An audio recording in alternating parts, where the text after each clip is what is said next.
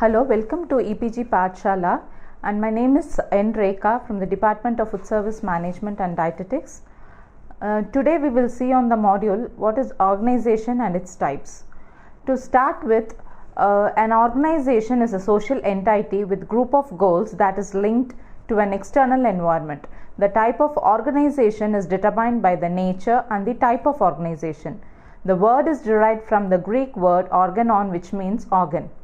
All organizations have a management structure that determines relationship between different activities and the members, and subdivides and assigns roles, responsibilities and authority to carry out different tasks. Organizations are open systems. They affect and are affected by the environment. Now the main objectives will be to know the basic types of organization, to find out the suitability of type of organization. So there are, to start with, now we have seen that what is an organization. Now we will see what are the different types of organization. To start with, the first one is line or military organization. Line organization is the oldest form of organization. The persons having the higher decision making authority are at the top, and those having the least decision making authority are at the bottom level. In between, there are levels of management such as intermediate and supervisory. Line executives are the members who are directly involved in the basic activities of an organization. They are the people who do and make things happen to attain the main objectives of the organization. They form the backbone of any organization. The superior at each level makes decision within the authority delegated to him by his own boss. He communicates his decisions and orders to his subordinates. The subordinates may himself be a superior in relation to the persons, sub-subordinates, placed under his charge, makes decisions within the scope of his authority and passes them to the subordinates. Each person is accountable to the one and only one person who delegates authority and assigns duties to him. Any change in this may create problem. For example, if the food and beverage manager bypasses a supervisor and gives directly instructions to the waiter, he may put the waiter in a difficult position of being answerable to two persons at one and the same time. This will also affect the supervisor's control over his subordinates in general. Kinds of line organization. In line organization itself, we have two types. That is, one is pure line organization and the other one is departmental line organization. Pure line organization, at any given level of work, all the individuals perform the same type of work. For example, at the lowest level, all the workers may be engaged in similar activity, but for better and control and supervision, they are divided into different groups, each placed under the charge of a supervisor.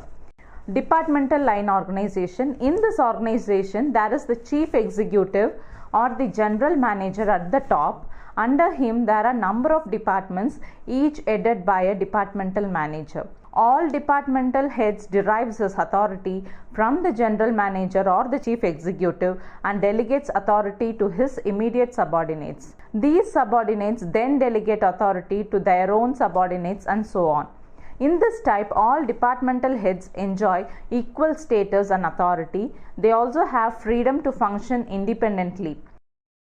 Say, for example, the housekeeping executive, for example, will not interfere in the decision making by finance manager or food production manager, and vice versa. In food production department, there may be number of chief cooks, each having a certain number of cooks under him. But there is no formal line of authority or responsibility. The workers placed under waiter have no direct contact to the production manager.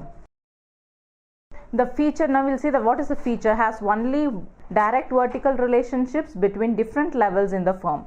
Now we'll see what are the advantages of a organization. Easy to establish and simple. There are no complications in defining the relationship, easily understood by the workers.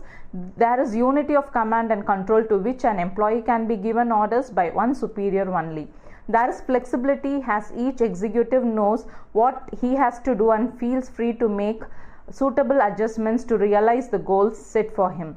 Tends to simplify and clarify authority, responsibility and accountability relationships. There are some disadvantages also, that is, line executive are responsible for both planning and execution of the work assigned to them. There are no specialists to assist them. An executive with line authority has complete control over his unit. He alone is held responsible for the performance of his subordinates. This gives a great burden on a single individual. Next, line organization does not provide for communication from the subordinates upwards. The workers work as per orders of the superiors and lose their sense of creativity and capacity for independent thinking.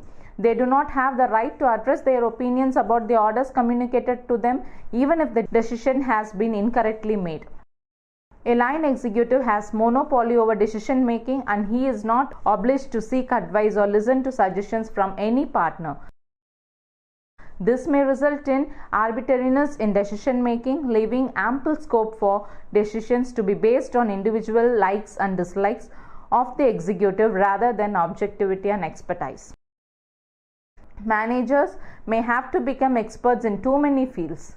Now we'll see what is the suitability of line organization. Even having many demerits, line system of organization will be suitable for enterprise which are small or where the work involved is a routine nature or machine based. The next type of organization is line and staff organization. Large organizations belong to this type of organization. This type of organization have direct vertical relationships between different levels, and they are also specialists for advising and assisting the line executives. The organization has both line and staff departments. Staff departments provide assistance and advice in specialized areas. For example, quality control, advising production department, etc. There are certain staffs in the line and staff organization.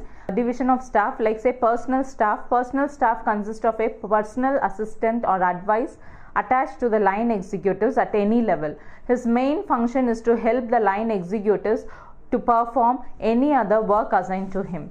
Specialized staff. The staff has expert knowledge in special fields such as marketing, personnel management, public relations, etc. For each of these functions, there may be an expert or a group of experts placed under a separate department. The third category is a general staff. This staff in this category consists of experts from different fields, but generally the staff function at higher levels and is meaning to aid and advise the top management.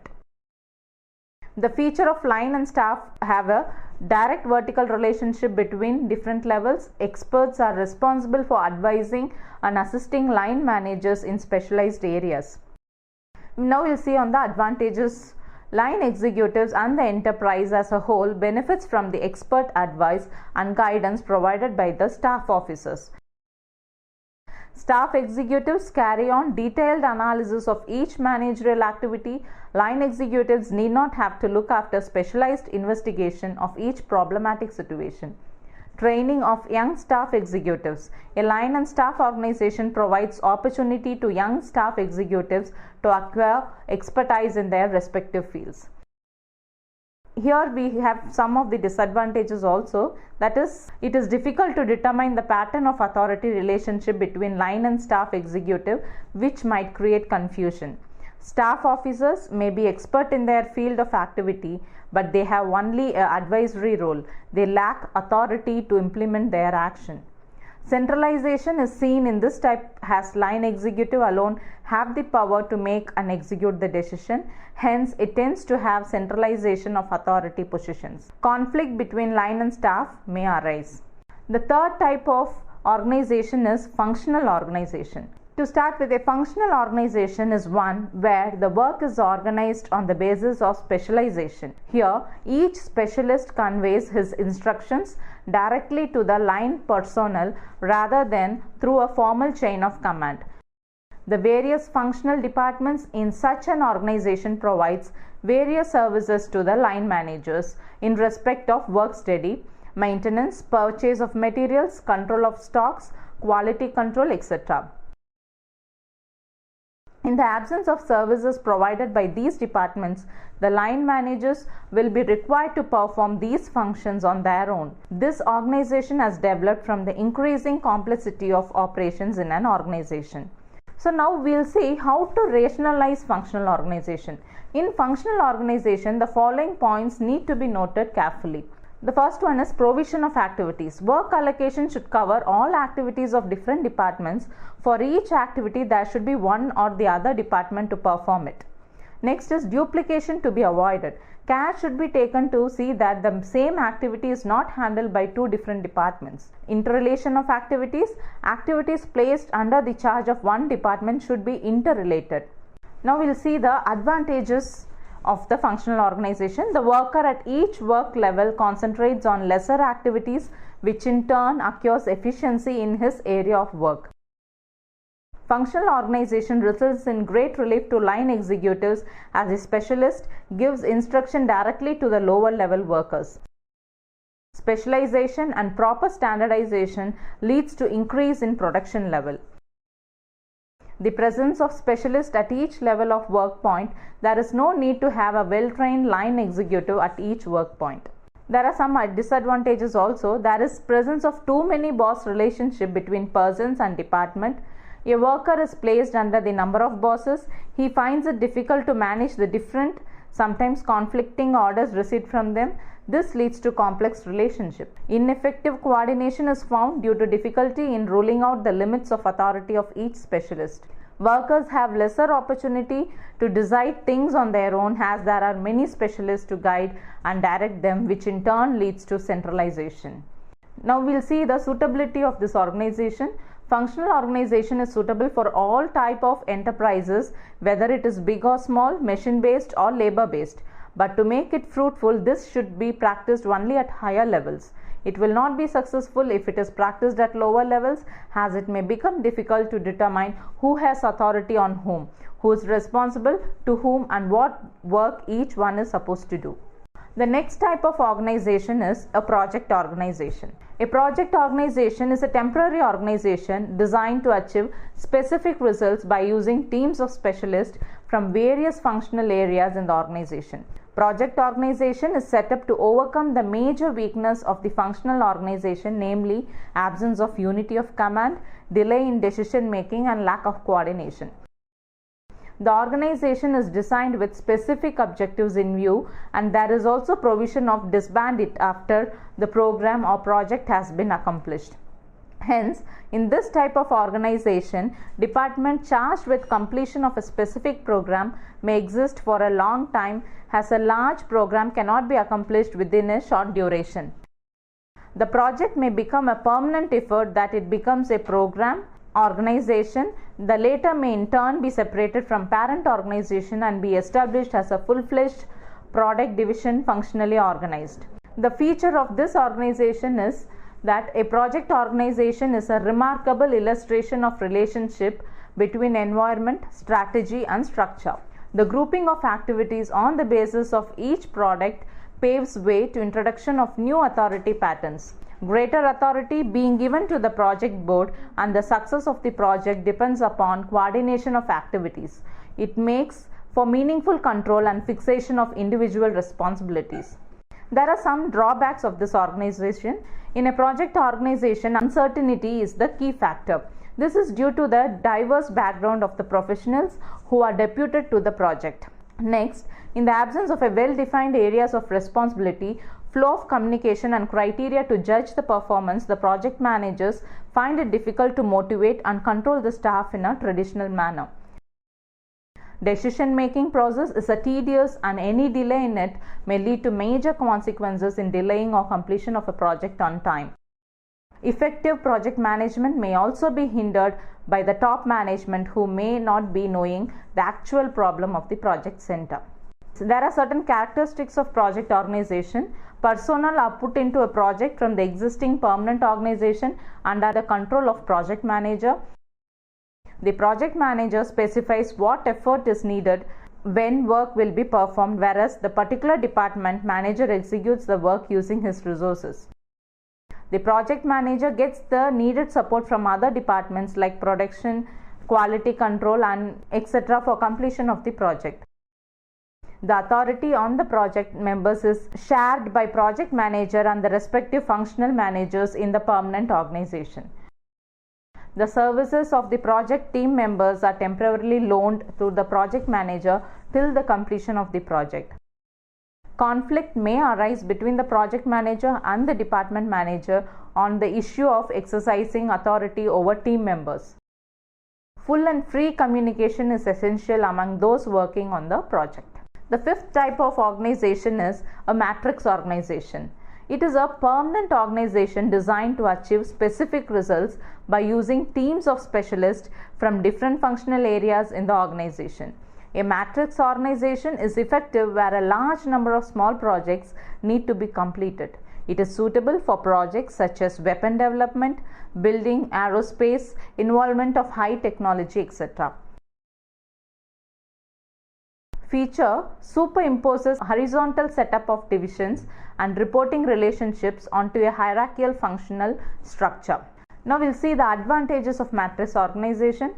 It provides dual benefit by functional and purpose departmentation, technical specialization, and emphasis on ultimate goal. This structure focuses on organization resources on unspecified projects, thus enabling better planning and control. It is the most suitable structure to respond rapidly to the external change. This organization is highly flexible as regards to adherence to rules and procedures, etc. As any division has to harness its efforts towards accomplishment of a single project, employees are effectively motivated. It provides better development of personnel by providing training from efficient managers. Decentralized decision making is present. Disadvantages: the matrix organization does not follow one subordinate, one boss principle, and the employee is required to report to more than one superior, which creates difficulty in identifying their bosses. Potential confusion is seen over authority and responsibility. High prospects of conflict is present. High administrative cost will be there. Overemphasis on group decision making will be there. This type brings temporary drafting of people, mainly professionals from various departments. This makes it difficult to coordinate and control the functioning of a heterogeneous group, particularly in the absence of line authority. The next type of organization is the committee organization. Now, from the name itself, you can understand that it has a group of members. A committee means a group of persons formed for a stated purpose. The board of directors, for example, is a committee form of organization, and there are other committees like finance committee, planning committee, etc. Characteristics of committee organization: plurality of person is seen in committee organization. A committee with large number of persons may result in unwidely, resulting in lack of communication between members, in turn delay in decision making. The scope of committee organization is limited as it is appointed to deal with one or more specific problems. Authority structure of a committee have authority to go into the details of the problems assigned to the committee. The decision making is on the basis of one member, one vote. Next, we'll see on the types of committees. Standing and ad hoc committee. A standing committee is a permanent one which is virtually always present in the organization, whereas an ad hoc committee, on the other hand, is a temporary committee which is formed for a particular purpose and deals with specific problem. Next one is executive and advisory committee. This committee is charged with responsibility and executes its decision. In case of advisory committee, examines the problem in detail and make recommendations which may or may not be put into action for whom these are meant. Next one is formal and informal committee. Formal committee is formed according to the rules and regulations of the organization. It is formally structured in the organization to accomplish the stated objectives. It has a formal flow of authority. An informal committee is not formed according to the policies or rules of organization. It does not possess formal authority. Now we'll see on the advantages of this type of organization. Group judgment are better than individual decision. Good interaction between committee members leads to better coordination of activities. Committee organization promotes motivation to participate in group decision making. Group discussion will lead to creative thinking. So these are the advantages of committee organization. Now we will see on the disadvantages of committee organization. This type of organization may lead to delayed decision, consume more time and hence more expensive. Group judgment may result in compromised and ineffective decision. Buck passing may result. The last type of organization is the hybrid organization. This is normally present in multinational companies. This type of organization is used by multinational companies operating in the global environment. This kind of structure depends on factors such as degree of international orientation and commitment. Multinational corporations may have their corporate offices in the country of origin and their international divisions established in various countries, reporting to the CEO or president at the headquarters. Now we will move on to the advantages of hybrid organization: alignment of corporate and divisional goals, adaptability and flexibility in divisions is there, functional expertise and efficiency can be got. Now we'll see on the disadvantages: conflicts between corporate, departments and units, slow response to exceptional situations, excessive administration overheads. So these are some of the disadvantages of the hybrid organization. Now that we have seen the different types of organization, I think now you would have you would have grasped what are the different types of organization. To summarize, I would say the employees must work in close coordination with each other and try their level best to achieve the organization goals. It is essential to manage the employees well for them to feel indispensable for the organization. These all aspects are met through in-depth knowledge of different types of organization and its suitability.